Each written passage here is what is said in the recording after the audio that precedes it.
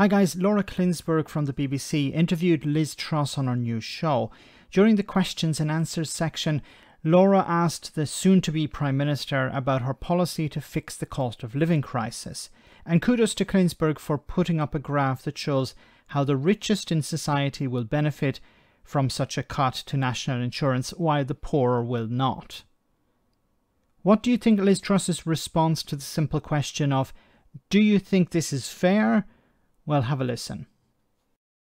Now, you want to reverse the national insurance rise, but let's take a look at what that would mean. So, if we can put our graphic up on the screen here, the poorest would stand to gain about £7 from that. At the top of the income bracket, the wealthiest people in the country would gain £900, maybe even nearly £2,000. Is that fair? Well, the people at the top of the income distribution pay more tax. So inevitably, when you cut taxes, you tend to benefit people who are more likely to pay tax. Of course, there are some people who don't pay tax at all. But to look at everything through the lens of redistribution, I believe is wrong.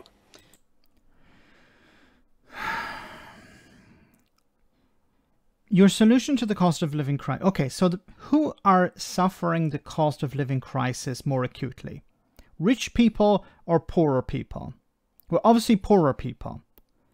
So Liz Truss's response to this is, well, I have a solution to deal with the cost of living crisis, and I'm going to give more money back to people who are richer, who don't need it, who are not suffering the cost of living crisis like people at the lower end of the economic scale. And it's interesting also here that she said some people don't pay any tax at all.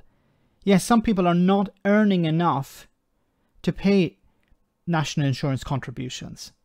And and what sort of situation do you think those people are in? Now, she's talking here about she's against the idea of redistribution of wealth, redistribution of money. That's wrong.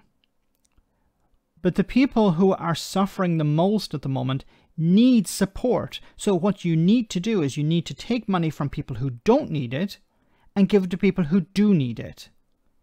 Unless, if you don't do that, you're going to have both a recession and you're going to have civil unrest. Because what I'm about is about growing the economy. And growing the economy benefits everybody. But So your solution to your way of growing the economy is to give money to rich people. Now, this has been done before. It's called trickle-down economics back in the 1980s. Did it work? No, it did not work. When you give rich people, and we're talking about very rich people, when you give them money, what do? Do they go out and spend it in the local economy? Do they get their car repaired? Do they buy a coffee? Do they have an extra meal during the week? No, they don't. They put it in offshore bank accounts. They buy shares. They hoard it, basically. They don't spend it in the economy. It makes much more sense to give money to people who actually will spend it, not to people who will not. You're happy but with... this is a really important point, because so far the economic debate for the past 20 years has been dominated by discussions about distribution. And what's happened is we have had relatively low growth. So the Tories have not been redistributing wealth over the last 12 years. They've been giving money to very rich people. These rich people are not spending it in the economy. And now Liz Truss, you would imagine another party was in power over the last 12 years, but the Conservatives have been in power over the last 12 years. And Liz Truss is talking about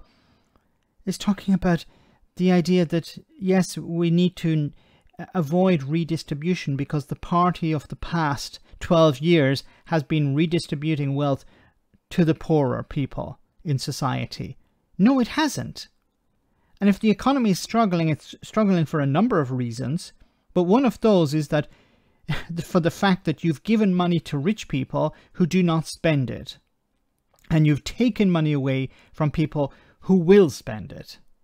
We've had no more than an average of 1% growth And that has been holding our country back. And it means get into a debate about economic theory. This is one of the things that you've promised clearly. You want to do it. Absolutely. You believe it's the right thing. I do believe it's the right thing. But is it...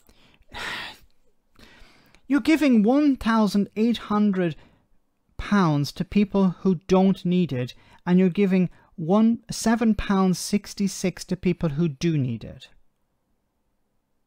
How is that fair? How is that going to stimulate the economy? Here's an extra £7. Yes, but my bills are £3,000. Yeah, but don't worry about the £3,000 bill. Here's £7. Now go out and spend it in the economy. I was actually going to go down to my local restaurant, but it's actually closed because they can't stay open. Fair that on this decision, yes, it is fair. It is fair to give the wealthiest people more money back. It is fair. We promised in our manifesto that we would not raise national insurance. But the situation changed. Now, I don't think it's necessary to raise national insurance, but yes, I understand that a manifesto says something, and a party should respect the manifesto. But I think most people would understand if a particular situation happens, for example, a pandemic, a global pandemic, or an economic crisis, that the government would maybe abandon part of its manifesto if it seemed it's in the national interest. The national interest should trump the Conservative Party's manifesto. But this idea of raising national insurance was to fix the NHS. Now Liz Truss is talking about cutting that, so you're taking money away from the NHS. And the NHS is in trouble at the moment because of underfunding and because of a number of issues. I'm not going to get into that today. But we're talking about a cost of living crisis where you need to give money to people in order to survive, not even to stimulate the economy, just to bloody survive. And you're not doing that. You're instead giving it to people who don't actually need the money in the first place. I opposed the decision to raise it in Cabinet because it was the wrong decision. I believe it is the right thing. You went along with it, though. You could have quit if you felt that strongly. Well, I could, but I preferred to stay in and fight my corner. Because now, this interview is a waste of time. There was an opportunity there to challenge Liz Truss on this. Okay, explain to us how taking money, giving money back to rich people and not giving money back to poorer people. Remember, some people will not earn enough to pay national insurance contributions. So giving a little bit to some poorer people and a huge amount to rich people, how is that actually going to help deal with this cost of living crisis? Now, Liz Truss's response is, well, this will stimulate the economy. But my next question, of course, would be, but if rich people don't spend money in the local economy and poorer people do, then why aren't you doing it the other way? Why aren't you giving a huge amount of money to poorer people and nothing to richer people? That would stimulate the economy during normal times. And of course, we're not in normal times at the moment. But that would work during normal times. Liz Truss is not doing that. Why? Well, because I think, because the ERG are in the driving seat here. They're the ones dictating policy. And they are, of course, on the side of the mega rich. They don't care about ordinary people. They've never cared about them, and they never will. It's about protecting businesses, big businesses, donors to the Conservative Party and the mega rich, making sure that they pay less in tax and they're freer to do whatever the hell they want. Let me know in the comment section, guys, what you think about all of this. As always, your comments are greatly appreciated. Thanks a lot.